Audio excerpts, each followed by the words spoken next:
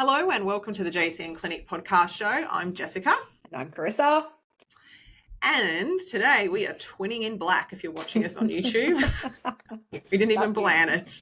Didn't plan it.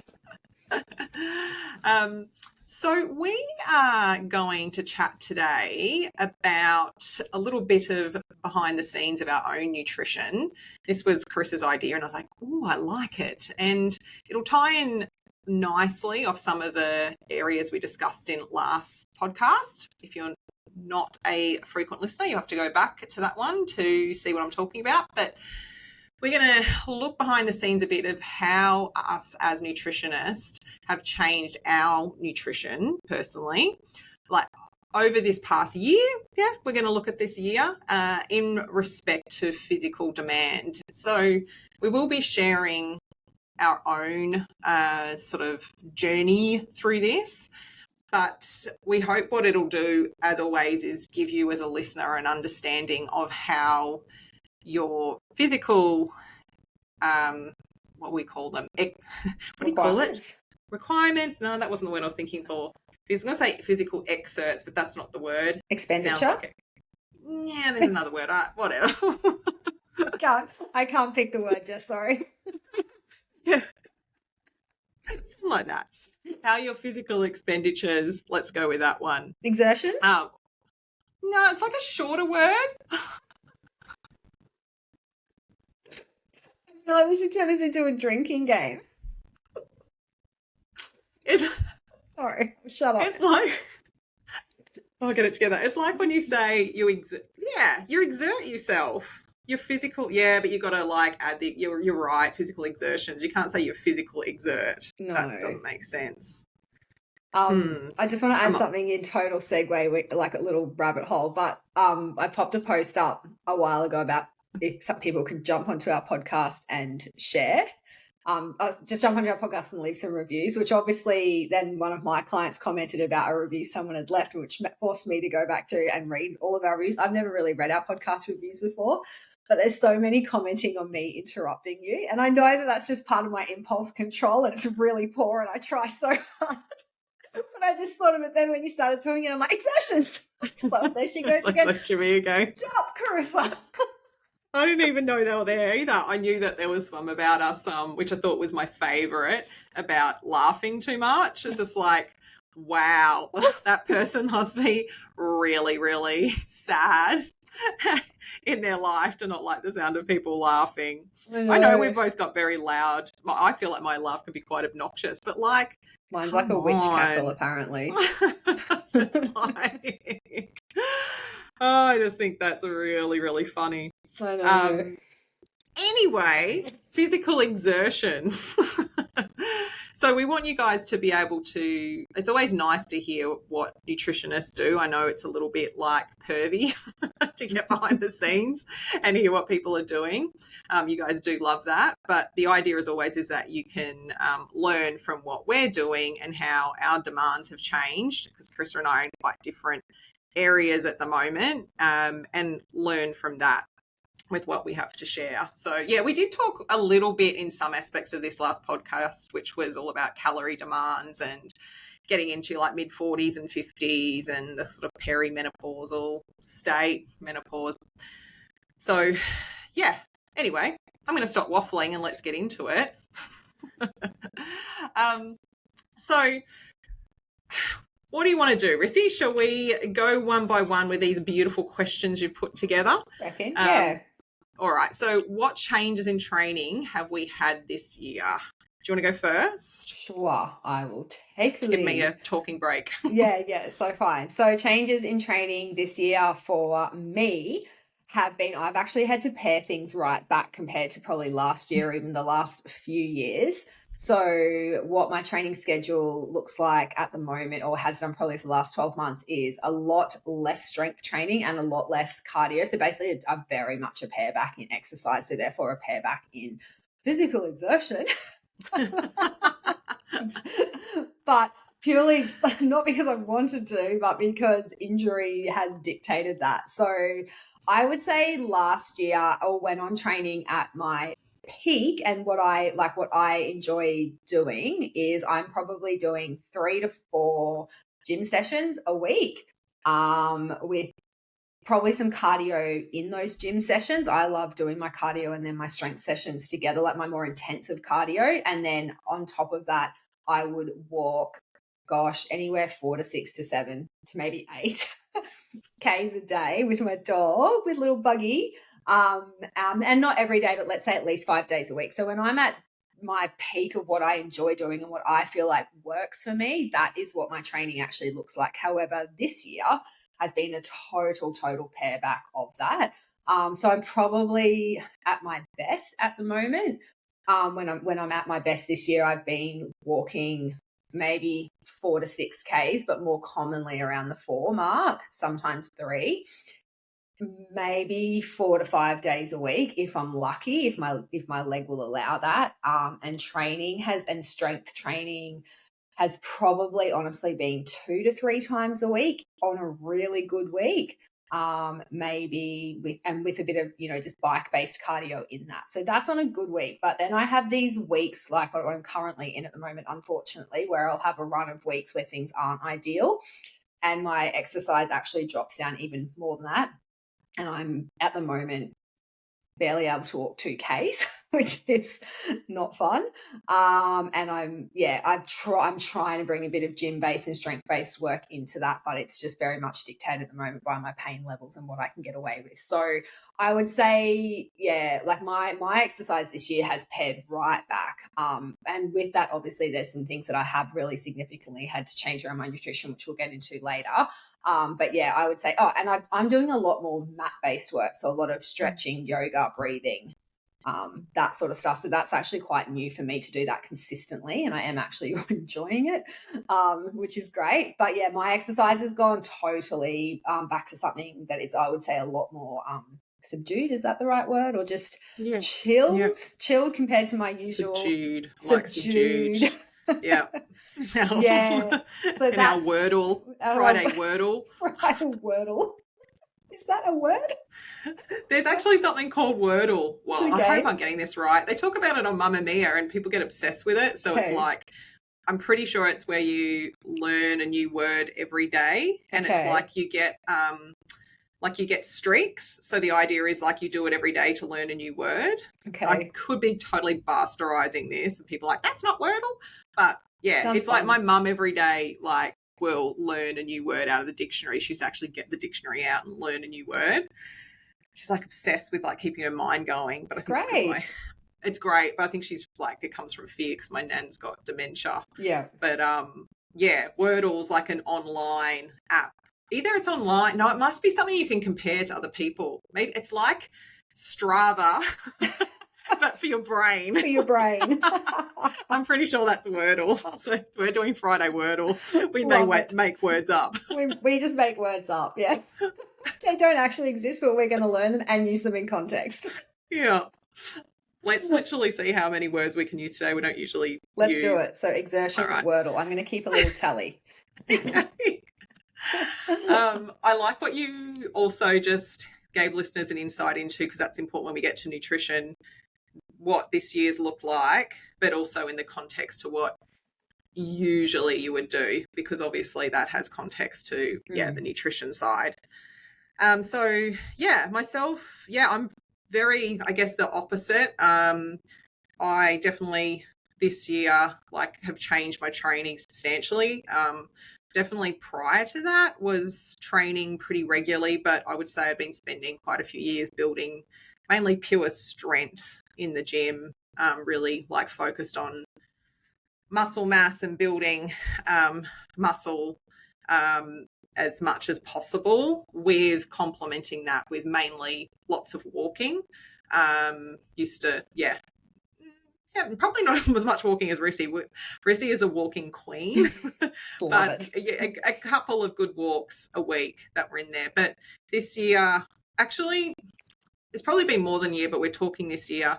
Somewhere in the last year and a half, I just started getting back into my running. I've ran since, talked about in other podcasts, I have ran since I was really young, and I've gone in and out of it. But I discovered trail running, which is, again, ironic because Rissy comes from doing trail running in the past and had talked to me about it. And I don't think I actually understood what it was, and it was probably moving to Warburton and being in the mountains and running and being able to combine my love of the mountains with trails, and like trails that are actually going up into the mountains and so forth. So I think that's this what. year, There goes my interrupting. I was gonna say, oh my God. I was gonna say, I think that's what does it for you, though. I think if you're not someone who lives in the bush, like, you can still really love and appreciate trail running, but I think when you live in amongst it, like, you just fall in love with it. That was for me because I lived up the mountain. So I just, my weekends would be, or even my mornings, I would just fuck off on a trail, even if it was a fire trail or a machine trail or a cattle trail, and I would just walk and get into it when I was doing running. And I just loved it. I just couldn't get enough. What's the difference between a fire trail and a machine trail? Well, fire trails are ones that are specifically made for the fireys to get up through and do back, and then machine trails are just, obviously, like, I would say, if there's machines on properties, they'll go through and carve out bits through the bush and stuff like that. So Gotcha. Yeah, I don't know if that's a technical term, but I just used to separate them that way. No, I like it. Let's add it to the list. Machine trail. I'll add it. Hang on. I'm keeping a list of things so we can summarize at the end. This year, basically, my training has been the highest it's ever been because I've signed up to do the COSI 50. So that's a 50K ultra at the end of November, which is just under 8 weeks away now, which is exciting and shit your pants worthy. So I'm really, really pumped for that. I've done a couple of trail races this year, but only at the most up to 30 Ks or probably about 32. So my training has been very, very higher load, particularly with that, obviously, aerobic expenditure. So going from strength training, which we've talked extensively about the benefits of strength training and being so wonderful in metabolism, I have that foundation and I have kept strength training through my running, but I have had to pare it back. So I still strength train, I would say, twice a week. One, I like to keep a good full body routine, and then sometimes the other one is more like unilateral and lots of mobility. But I'm doing a lot of variety of different types of running, whether it's like slow, easy running or intervals or hill repeats, and then definitely at least once a week a big long run, which can be anything. They're building, so they're usually like 3.5 to 4 hour efforts. So, and that's out in the mountains. So it's some serious energy expenditure, and it's been a process of building that up, but it's had a huge impact on my nutrition, which is obviously the point of talking about this. So that's what my year has looked like at this point. So to move on to our next question then, or next point, like why or how our nutrition has changed because of our training demands, and what this does look across the day, or even, I guess, across the week, or just generally. Do you want to go back to you, or do you want me to? Yeah, let's go back to you. Yeah, okay. Ping pong. Ping pong. So, my nutrition, like in terms of macros, I would say has changed subtly. Like, I guess when I can dial my training up, I'm probably eating quite similar to what I would be when I'd be at my, previous training sort of level, which I know we've talked about in other podcasts and things like that. But when I'm going through these periods of a lot more subdued training and stuff like that, I am actually paring things back quite a bit.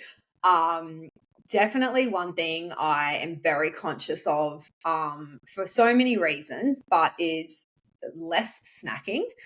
Because snacking for me can be more of a habit, more so than an actual hunger. I'm definitely one of those people that just, I wouldn't even say boredom eats, but like I'll be sitting at my computer, I'm like, I just go and open up my fridge and stare at it and see what I can shove into my face and go and sit back down. I'm sure there's so many people listening that can relate to what you just said. Just go and stare at your cupboard aimlessly and be like, you super, this. So one thing I'm very mindful of when I'm in my more subdued training things is that I just don't require the calories that I require when I'm training at my higher level. And that just obviously makes sense, of course. But what I definitely tend to find is that if I maintain, like, say I didn't think about it, and some days I do just not think about it and I would just eat how I would eat from my higher training level, I actually feel quite sluggish digestively, and I feel quite tired and bogged down by food. The things that obviously bog me down too seem to be the endless snacking when I'm training. Like, I eat my beautiful, well-balanced, breakfast. Everyone knows I have it, who's listened to the podcast, I have a 2-part breakfast. And I'll explain how that changes, how that has changed as well. So I still have my 2-part breakfast, but when I'm training at my peak level and what I love doing, I have my 2-part breakfast. I probably won't have a snack, but I'll have a really, really well-balanced lunch, lots of protein, complex carbs, veggie, salad, fiber, all the things. Definitely a snack in the afternoon, and maybe a coffee or a cup of tea. Let's be honest, it's probably coffee. And then ever have a cup of tea? I don't think I've ever here, Jess. I'm like actual tea. Yeah, black tea with honey. What? Yeah, I do drink a lot of tea. Yeah, no, I do actually drink. I drink green tea. You know that. I've seen green tea, but I've never seen you ever just I'm going to have a cup of English tea, like that sort of stuff. It's like coffee. Who the fuck are you? Yeah, no, I try. It's like 3:00 at the clinic, and Carissa's like, "I'm just going to pop out and get a cup of tea." Guys. So true. It's like coffee break. I'll be really honest. The only reason I drink tea is to distract myself from the fact that I could easily just have another cup of coffee. So it's the only reason I drink tea, and I enjoy it, but not as much as I enjoy coffee. So the afternoon coffee, snack, something like that, and then coming home and having quite again, dinner that is a good amount of all the things. So how that has definitely changed is when I'm not training or training at the level that is even close to what I'm used to, is I have to really be very mindful to just not snack aimlessly and all of that, and I don't need the calories. B, it bogs me down and actually makes me feel quite tired.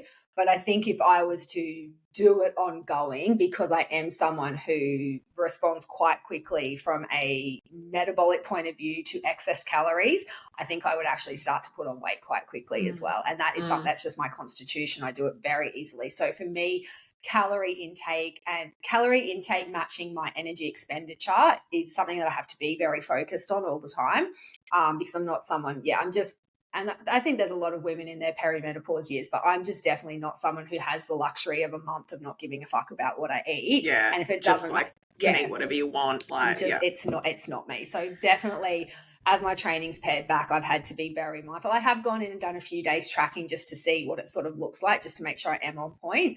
But yeah, snacking is one thing. The other thing is too, I've definitely probably slightly pared back the amount of carbohydrates I consume when I'm training. At the level that I enjoy training at, I really don't have to think about my carbohydrate intake in terms of how much I'm having, because I naturally know how to eat that many carbs. Like, I have carbs, breakfast, lunch, some dinners, maybe in snacks, but my body responds quite well to a good moderate carbohydrate intake, and I don't have to track that or think about it. I just know what works for me. However, when I'm not training, I find if I consume that level of carbohydrates again, I start to feel quite sluggish and things. And it's just because I'm not burnt. I'm just not exercising. I'm not utilizing it. Exactly. So I would say my snacks pare back if I'm even really snacking at all. And I'm going to definitely say my protein pares back. When I track, the interesting thing is that normally when I'm training at my full level, I easily, without having to think about it, and probably because I'm having the protein dense snacks and all of that, like, I easily hit above 100 grams of protein a day. Some days 110, some days 120 if I look at it and do like a week's worth of tracking. So as an average, it's not hard for me to hit above 100 grams. What I find is I don't actually eat as much protein in my morning intake now, because I'm just not strength training. So if my morning makes sense. Yeah, like if my morning literally involves, like, let's just say this last week, I've been quite a significant amount of pain. The most I can do is get up and get on the yoga mat for half an hour. I can't walk. I just don't have the appetite, and I don't want to just shove food in my face and hit my gut with it, because I'm going to feel tired and sluggish. So in what would have been, like some gluten-free toast with avocado and maybe some eggs or fish, as well as a protein-dense smoothie with, all the things in it. It's more now just like I'm definitely, I would say, more of just a piece of toast with some banana and honey and nut butter. Like I don't have that loaded up double breakfast of all the extra stuff, because I don't need it. B, I don't metabolically respond the same to it. Like I just feel sluggish from a digestive point of view and all those things. So, and my smoothie, I would say, is even pared back a little bit as well. Lunch is still the same and dinner's probably still the same, but I've definitely also leaned into, while I don't need this amount of protein, incorporating some more plant-based dinners across our week, or just even like eggs for dinner, like a 2-egg omelette with some veggies. So it's kind of almost allowed me in a way, which I've enjoyed doing, to experiment with some different dinners. Like I find when I'm training more, I just don't have that luxury of having a real sort of low cal, low protein dinner. Like I feel like I'm starving after it, which I know you'll probably talk about in your thing. But at the moment, when everything's pared back, I've got that luxury. I can go to bed, feel quite satisfied from just a beautiful big bowl of veggies with some chickpeas and some hummus, So I'm just playing around with having some more like lighter, like low key dinners. So yeah, I would say that's how my diet has changed, with less training and less strength training. And I'm just I think the thing that I'm mindful of, I've got really good lean muscle mass, or good muscle mass. I'm quite muscly, but I am also very mindful of the fact that I don't drop my protein too low. So I was just going to ask you that for listeners, because you mentioned about your protein before, which makes absolute sense. Yeah. But you're still very conscious, like in respect to this topic, like how much you're getting as far as your daily requirements and needs. So I would say on a day where I'd have something like a plant-based dinner, I'm still getting above 80 to 90 grams of protein a day. And then on a day where, just so everyone knows, I think when I've done just the random tracking and things like that, like I've done a week of tracking here and there over the last year, just to rub my eyes over everything and check, I'm still never below 80 grams of protein. Like an 80 grams of protein would be the absolute lowest. More commonly, I'm sitting in the 90 to 100 grams. And then if I have had a day or a week where my leg's been good and I've been able to do training, I'm back up above that 100 to 110. I'm more conscious of that and eat for it. But I would say just everything's sort of just pared back as it should, because I don't have the energy expenditure. It's really, really interesting to hear, and the way you've explained that I think is really valuable for people listening, like to relate to just like their lifestyle, maybe like where they're at with their expenditure, but really valuable like how you've explained the places that you've chosen to dial it back. Like it makes absolute sense, because you haven't sabotaged any of your like macronutrient balanced meals. Like you've kind of still got that beautiful start to the day, still getting your protein and fiber, and but everything you just said just makes absolute sense, which is like surprising considering you're a nutritionist. How did you get it so right? How did you do that?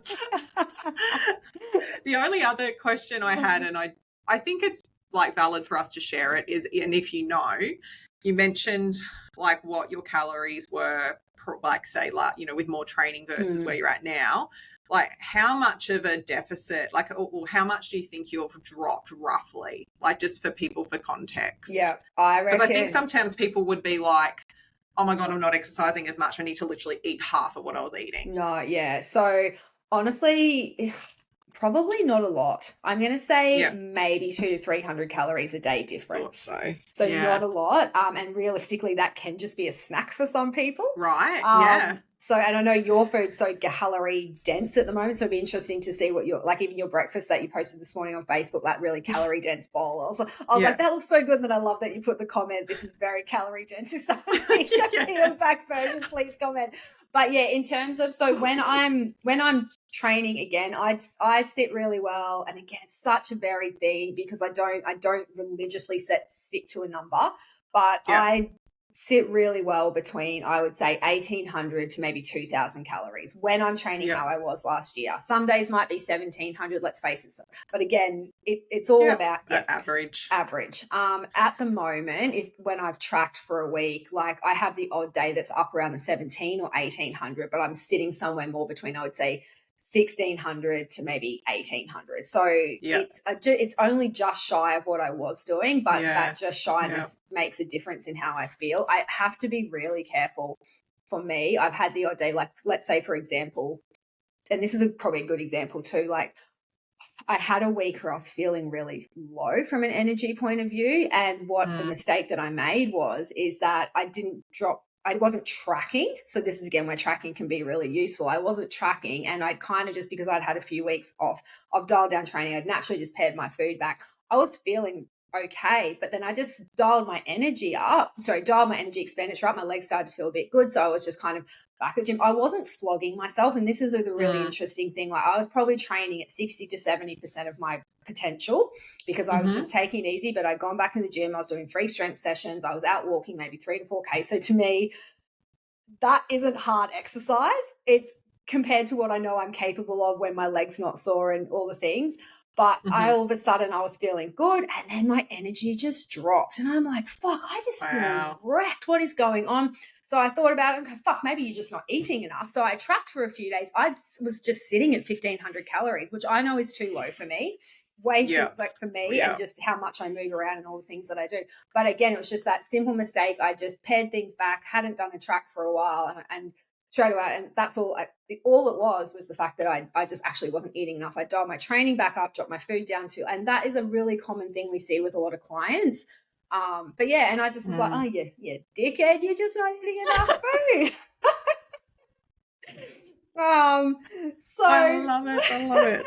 Simple fix, Carissa, eat. And which is so like second nature for me, because I'm such an eater. But it was just that simple mistake of I just being too caught up in the exercise space and looking after my injury, that even though I was still eating well, macro balanced, all the things, I just wasn't consuming enough calories for that dialed up. And as soon as I corrected that, within 2 to 3 days, I felt fucking great. Such a good example. And particularly for people listening too, where maybe there are those variations, like you kind of, it's like, this is how I eat. And it's like, but if you're going through like stages of where you are doing more versus where you're more sedentary, like just how quickly the body needs that additional energy from what we consume. Yeah. There's so many pearls in that. I love it. I bet people are like scribbling. Or who scribbles anymore? They're like, the phone. Their thumbs are going. Notes. Yeah, the little nubs. The nubs. Little nubs. The nubs. Love it. Let's hear yours. I'm so keen, because I know you are like power smashing food at the moment. Yeah. So, again, very much the opposite. So, I want to say I'm getting to the point where, like, I was curious, just for context for people listening, as far as I wanted listeners to know, like, how little that reduction was. It's still a reduction, right? Subtle. But, you know, again, just so people aren't like, you know, you've got to like halve what you're eating. With what I'm doing, and for people, for context, and, you know, running's very popular at the moment. So there's a lot of people going out there and I think doing it more. The demands are exponential. So I'm getting to the point where, like, I was probably already, I'm really not the best at tracking. Like, I'll do it for like 4 days and then fall off and then get back on it. But sorry, clients who I make do it, and I'm really bad at it. Just a caveat to the side. But I was probably previously, when I was strength training, sitting at around 2,000 average. Maybe some days, like Carissa was saying, I might have been more around 1,800, but somewhere between 18 to 2,000 was probably pretty good way to put it. So I've had to, as my running has increased, you expend and you burn so much that putting back in what you are losing is so important. And it's a really dangerous game to run a lot and not put that fuel back in. And I can look at my past when I used to run and see how badly I was doing it, and it was with no intention of using running as a way of like weight loss. Like, it's never been about that for me with exercise. It's been about like performance and muscle strength, and but I just didn't really understand when I was younger about like the demand of running. So as my Ks per week have increased, I've had to consistently increase my targets of food, and tracking for me has been, I think I mentioned this last week, has been really, really important to make sure I'm getting enough. So I guess just for context, like, I'm now trying to hit, and I say trying because it's not always easy, but I would say a minimum of like 3,200 is where I'm sitting at the moment. And then on days where I have like a long run, like hopefully, I'm going to say hopefully I can get it higher. And those long run days, like the macronutrients will be quite skewed. Like it's like a lot more carbs. I'm still trying, like it's really important with running to still, particularly for us as women, to make sure we're trying to hold on to our muscle mass as much as possible. So yes, I'm still weight training, but as Carissa was saying, same thing, just a different version of it. Me getting enough protein is really important. So I've gone from probably similar to Carissa, where I was previously hitting, I want to say I was probably around 120, or at my lowest I would have been like 100 grams, but yeah, 120 a day. I'm now trying to hit 160, 170 grams of protein, which is really, again, important for the amount of like muscle breakdown that my body's going through. Yes, it's running, but I'm still at the gym, and running up mountains and down mountains is really like so demanding as far as like your muscles go. My carb intake, like I've always been a way more carby person than Rissy. Like I'm always like, gotta have my carbs with every breakfast, lunch and dinner, but that has gone up exponentially, and particularly on, again, certain days it's higher, but that's also because when I'm out there for hours on end, I'm like just slamming back like liquid gels and baby food pouches, and we'll talk about that in another podcast for those that are interested. So the carbs can quickly go up, but I mean, again, it's needed, or you're just going to bonk and die and like roll over and not get up. So the carbs are really high. I want to say they're about somewhere between 350 to 400 grams. That probably doesn't mean much to people listening. And I also use my fats to like get my calories up. I've always consumed a good amount of fats. Like anyone's listened to the podcast or knows me at all knows I have a love affair with olive oil, so it's not hard. But I'd usually minimum 100 grams of fat a day, like, but often it can be up around, I don't know, 120, 150. It can be a bit of a cheat way for me sometimes to get things up higher, because I'm trying to hit those higher amounts. And to all speak about, like, as Carissa mentioned, as the, like, what you feel when you're not hitting it. So for her, you know, speaking about not only there's that body composition component, but then how your body feels. So it's the other end of the scale, but exactly the same. If I don't get enough, I feel fatigued. I feel really, really just like brain foggy. I can like feel initially, particularly if I've trained in the morning, I'll feel all right for maybe half an hour or so while the adrenaline's still pumping through me. But after that, I'll just, I'm like, oh, and that's what reminds me of when I was younger, because I just thought that was normal. Yeah. Part of that's also now knowing how much my like electrolytes for me, and getting that all right as well. But a huge component of it is food. If I don't get enough food, I am so tired, like fatigue tired, not just tired, but full fatigue. And also I'm just not recovering in the right way. So like, I touch wood, I haven't been injured. I've had a few little tiny little, I don't know, little random things here and there. I was talking to Rissy about this yesterday, which thinks to something to do with my footwear. But I haven't been injured. Like a lot of my running friends, I think, are just like, can't believe that you haven't been injured. But I just feel like my body recovers so well. And I think the strength training as a base has been a big part of that. But I do believe nutrition, it just has been blowing my mind. And I have a mate that I'm helping at the moment with his nutrition, who's an amazing runner, very, very fast marathon runner.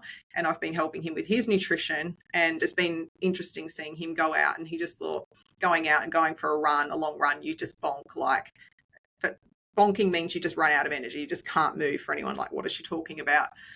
So he would just hit a wall and he just couldn't go any further, and he just thought that was normal. But now just seeing him learning to eat properly, like seeing the difference in his training, like obviously the nutritionist really excites me. So yeah, I've really found it's made a huge impact on my recovery and my ability to keep pushing week to week, month to month, and continue to like grow with what I'm doing. I also, I guess the body composition component of what I'm doing, you can't go out and run like, and train for an ultra marathon and expect your body not to change. Like, Carissa's seen me over the years do all sorts of different training and my body change in different ways. And I have gone from just purely strength training to doing what I'm doing now. So I have definitely lost the bulk. Like, no, I haven't lost that. Let me reframe that. The bulkiness of my muscle has definitely dropped down. So I've definitely still got my muscle mass, particularly obviously in my lower legs. But I would say like the size is definitely something I've like compromised because I haven't been able to do as much in the gym from that component. But I don't think that my nutrition is why I have probably changed in my body composition. So what I'm getting at is I think that my nutrition has helped me maintain my muscle mass that I do have, like in comparison to other runners that I look at. And that's really important to me. Like, I want to maintain as much muscle mass as I can. And I can feel even in my clothes, like there's certain things that feel like probably when I was just weight training, like stuff around my butt and my thighs felt definitely tighter. But I loved that. I was like in a good way, like having a real like booty. But like I'll give you some of mine, Jess. But like my pants and my midsection, it hasn't really changed, which again for me is really good as far as, you know, how much I'm expending. And I don't want my body weight to change. Like, I'm still having a regular period, which is obviously something that's really important sign for women when you're exercising so much. I don't have any signs of like pushing my body too much. So yeah, that's been something that's been really important for me to like make sure that my nutrition's where it's at. As far as the ease of hitting all of that food, like, it's surprisingly, I think someone asked me the other day, or maybe I was just like just dumping information on them to any ears that would listen. Can't remember which way, but I would say 90 to 95% of the time getting, I think it was Steph, 90 to 95% of the time getting that much food is actually pretty easy because I just have such a big appetite now, and I know how to put those meals together to get more calorie density. And I'll give an example of that in a moment. But there is 5 to 10% of the time where my appetite is it makes it harder, and that's either like a long run day, if it's been particularly hard, particularly hot, you push your body that much, like the amount of heat and stress, like your metabolism, not your well, it's more all those signals as far as hunger and digestion, they just like pretty much switch off because it's not important. It's just like get up the mountain, get down the mountain.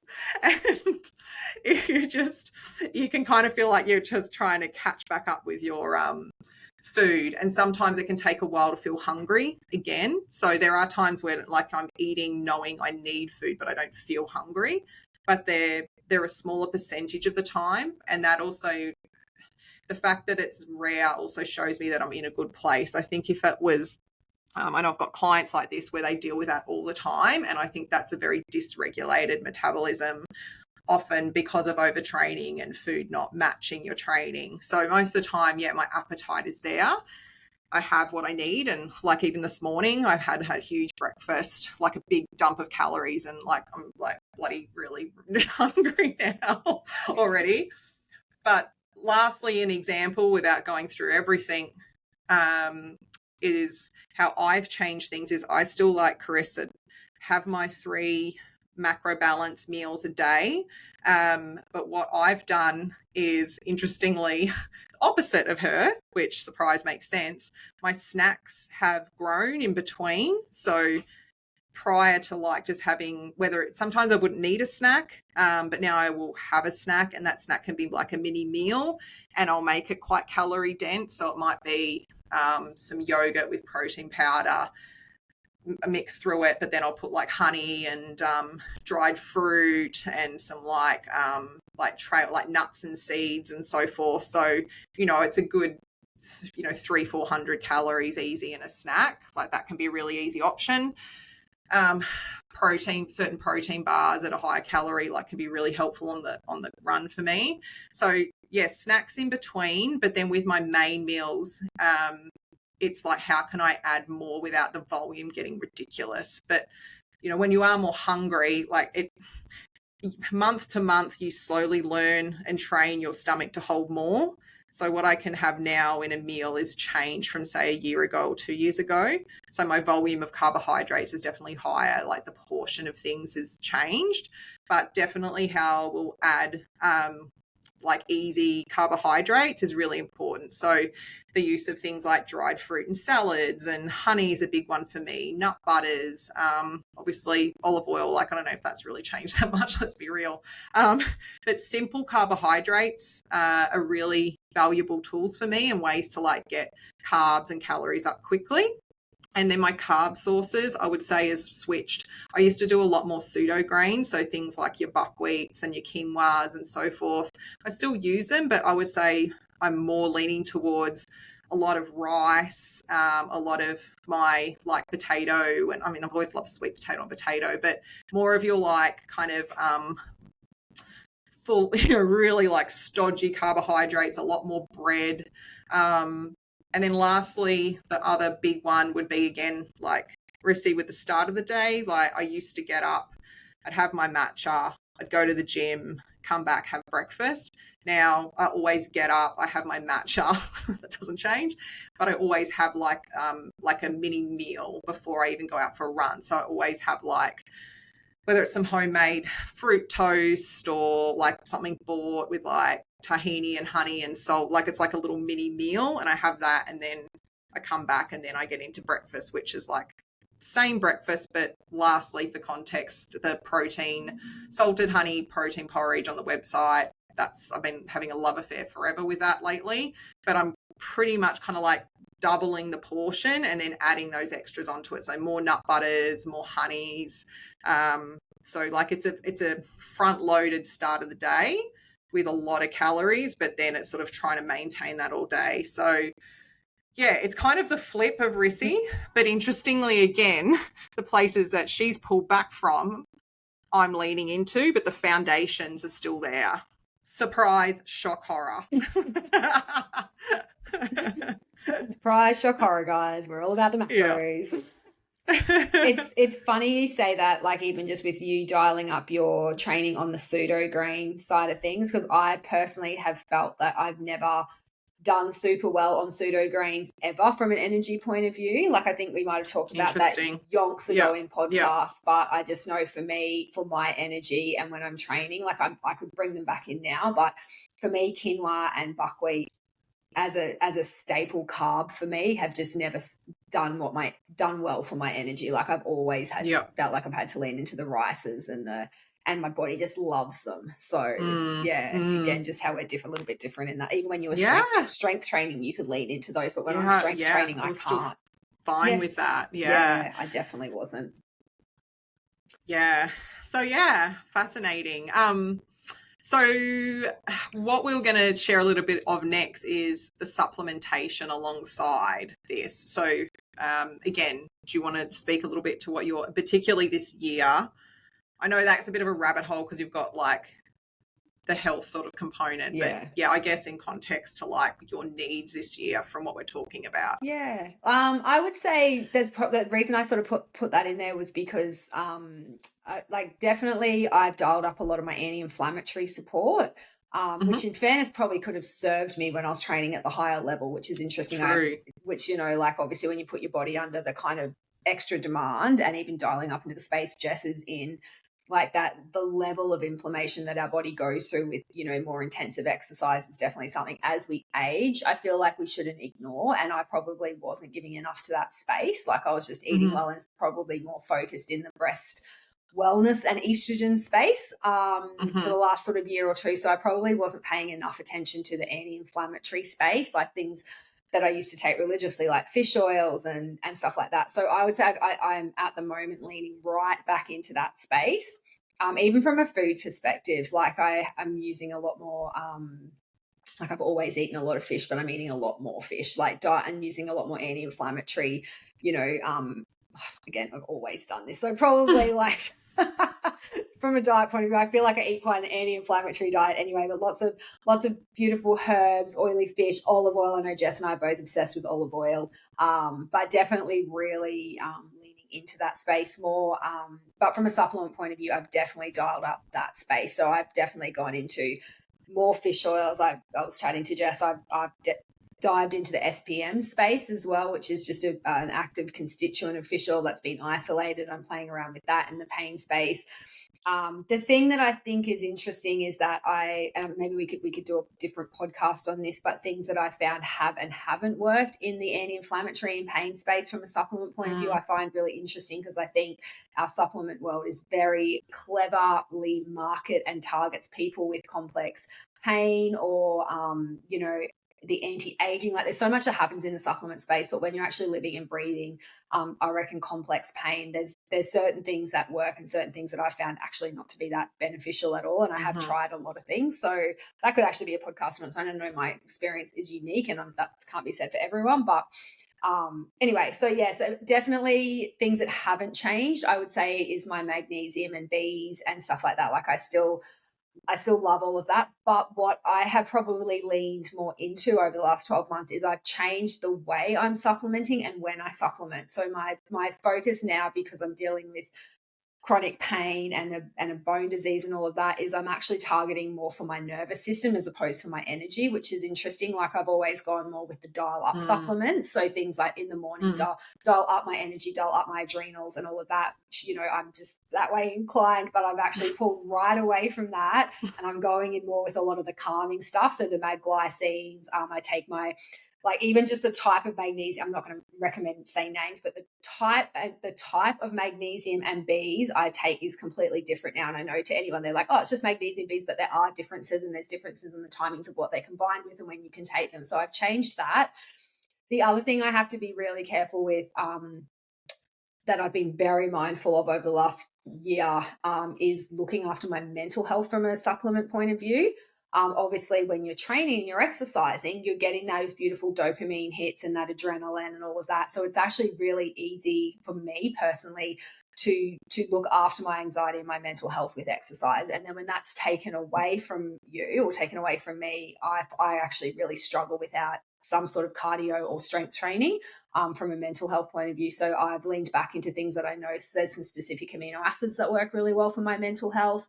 So I've had to just be careful that if I'm starting to feel a bit low mood and a bit down, I'm like, okay, what do I need to bring back in here? And that's where I think supplements can be quite just, again, supplemental, but they do, for me, help, because I'm very aware that anxiety and depression and all the stuff that I've worked so hard with over the last sort of 2 decades have really slapped me in the face over the last sort of 18 months with not having exercise as my, not even being able to get out and go for a walk for 3 days in a row severely affects my mental health. So so I think my supplements have become more nervous system and anti-inflammatory focused, but also just with that, complement of looking after my mental health, just things that, like, specific amino acids that I know work for me when I give them to myself in high doses that I don't need when I'm exercising, because I get that beautiful hit from exercise. So that's how my supplements have changed. Jessica, over to you. So look, probably it's been more so about dosages as well, like probably requirements going up and then how much. So like Rissy, I've always done some form of like magnesium and B formulation, again, not mentioning names. And we do have some ones that we use a lot in the clinic, and there's sort of variations of those. So I imagine that's what she's referring to. Like, we'll kind of like jump from certain formulations to others depending on what we're needing. So I am very conscious of like the extra demand that is on my my HPA axis, like what I'm asking of like my adrenals and my cortisol with everything that I'm doing. So I am conscious in how I choose my kind of magnesium B formulation around that. But definitely my requirements have gone up there too. So because I'm doing so much, like I do need more. I am like literally excreting a lot more as far as like electrolytes. So I definitely didn't used to use electrolytes daily in the past, but now they're like a huge part of my daily intake. My sodium requirements are really, really high. I love salt. I use a lot of salt already in my diet, but it's, as a whole food diet, intake, like us, unless you're consciously adding salt, like it actually can be quite low. So it's a good excuse for me to be extra liberal with the salt. But even with that, I do need more of my electrolytes. But my magnesium needs have definitely gone up. I'm so hopeless at remembering it. It does my head in. I try and take it every night. I should take it in the morning. I need to figure something out. I think I need to get capsules or something for the morning. Anyway, as soon as I'm not on top of my magnesium, I just instantly start getting cramps. Like I just go to bed, I've got restless legs and cramps, and it's my own damn fault. But my magnesium needs are like ridiculous. So I've kind of really needed to like up the game with that. Anti-inflammatories with everything I'm doing too. The black and white, like, does everything by the book. Jessica takes her fish oils every day. Reality is she's really crap at it, and she's not very good at remembering to take them either. So, there's two versions. Again, better with capsules, but definitely fish oils. Like, I've been a lot better with my fish oils and keeping that from an anti-inflammatory component.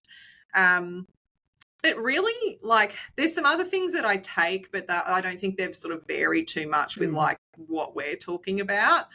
I'm just trying to think if I've missed anything. No, definitely the actually, I'm going to refer to protein powders as a supplement.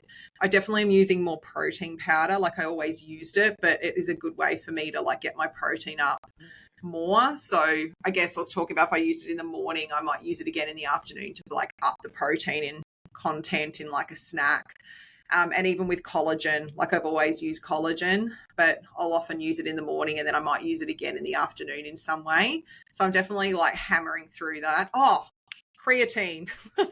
Interesting. Creatine. Yeah, so I'd been using creatine already, but I'm, again, every night the good Jessica has her magnesium B formulation and she mixes a creatine into it and I have it all together. My sister caught me she's like, oh, what are you doing having creatine at night? I'm like, it doesn't work like that. It's all good. Yeah. Just take it away. So yes, I do take creatine at night and I sleep like a baby with my magnesium. We're all good. So creatine's another one that I've kept up through all of this and found really, really beneficial. Yeah. So yeah, that would be me with supplements. Awesome. I feel like creatine's one too. I get asked so much about it. I personally don't take creatine. And I know even I did a question box on social media and I got asked that. And yeah, I think for the majority of people, it seems to be quite good and beneficial. I know it's getting so much limelight at the moment, but I didn't know you took it. So that's cool as well. I think I've got a lot of clients that take it. I personally don't take it. I've seen a few people that not agree with their gut. Anyway, but yeah, that's a topic for another day. But creatine's an interesting one because I've got a lot of people asking about that. So it's good to, Yeah. So I think that's supplements. And lastly, if there was anything else that we're sort of personally focusing on, yourself, is there anything like that mention? I feel like now because we've gone through it all, we kind of covered it. Like I'm doing a few more plant-based dinners. I'm definitely a bit more just, again, because you and I are both so heavily in the gut space and working with cobiome and things like that. Like obviously, we definitely, and I know you've done those extra podcasts with some of the team from there about fiber and prebiotics and things like that. So I definitely am as always, just diversity and fiber focused. Like I'm trying to always change what I'm doing, change the way I'm eating, make sure, so I think that's just like an ongoing thing. But obviously the more we know about it and the more we learn about it and how important it is, it makes you more focused. Or if you sort of get stuck in a bit of a food rut and you're just eating a lot of the same veggies and fruits, I'll kind of have a bit of a shake up and be like, oh my God, we've got to change this up for our microbes, do it for the microbes. So I think like apart from all the anti-inflammatory sort of, clean eating, beautiful things that we do, clean, I hate using that word, but you know what I mean, whole food eating. I would say just diversity and fiber. Like I'd say this year, last year I probably wasn't as focused. Probably because I was focused on other things.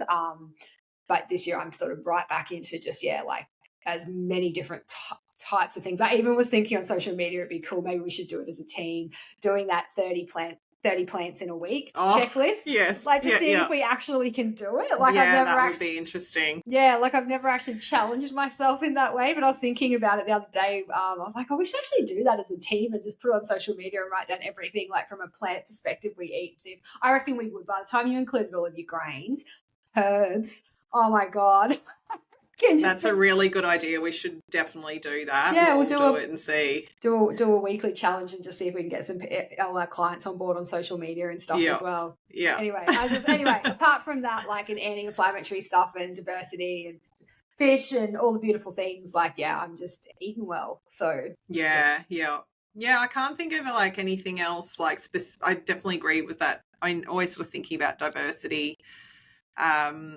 But yeah, I don't feel like there's anything else that I've done besides like what we've mentioned, like with those sort of focal areas. I think like for me, it would be more going into like the kind of intra-training stuff and like that side of fueling and food, like that's sort of a newer thing. But I'm still, as you're saying, like so conscious of having those foundations. I think, for listeners hopefully getting value from this, like what we're hopefully showing is it always doesn't matter like what is going on from each individual to another, as long as the foundation is, which we say all the time, those foundations are where we need them. So like always, having those macros and having that diversity and eating well, like if you don't have that, like I can see so easily from both of our sides how you can fall into ruts. Like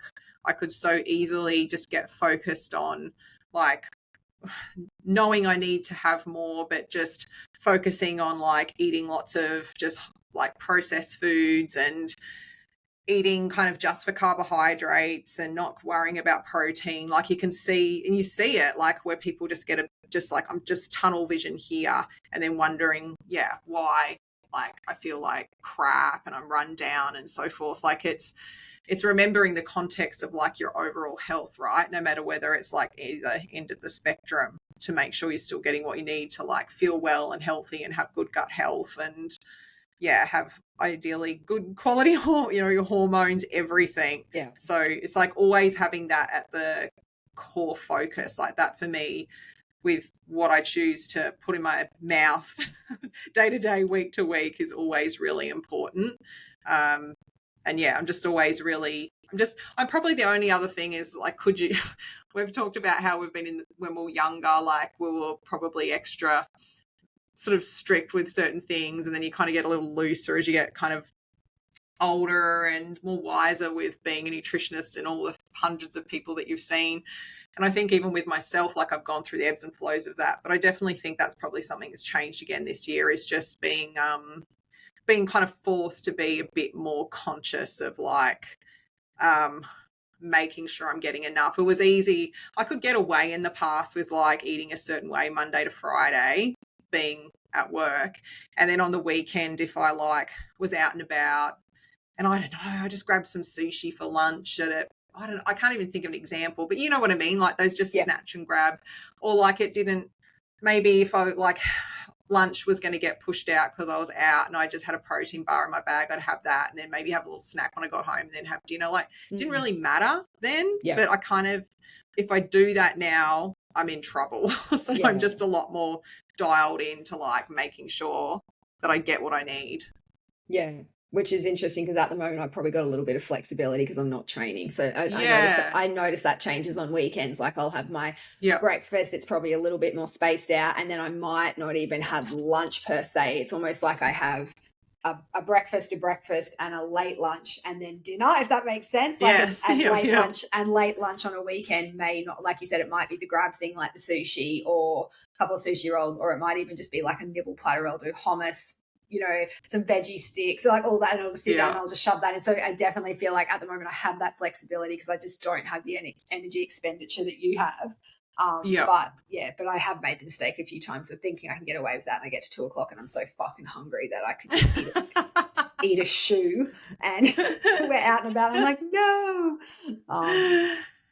Oh, love it. Alrighty, well, we're going to wrap this up. I hope you guys have found this really helpful. I think you will. I know we're sharing our own experiences, but I think that there's such value in hearing what other people are doing, and obviously particularly us as having like our nutritional background. So hopefully you can take pieces from this and apply it to your life no matter where you're at. If you've got any questions about it, hit us up. As always, like, we love it when you share the podcast. So share it on socials, tag us. We just love seeing you listening. Love it when you leave us a review, as we said at the start. Go and have a little read of some of our reviews if you want to laugh.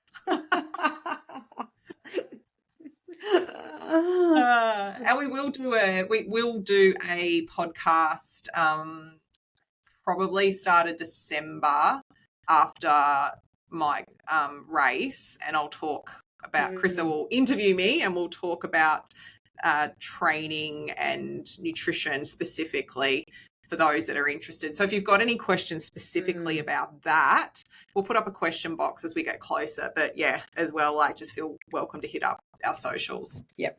Can't wait for that. Otherwise, I guess I've just skipped over recommendations, but I don't really have anything. Me neither. And I need to eat. I'm hungry. I know. When you said that before, I'm like, she's probably starving, so we probably need to go. I know, I'm so hungry. Sorry, guys. No recos this podcast. We got nothing. Thanks so much for listening, and we'll catch you next time. Bye.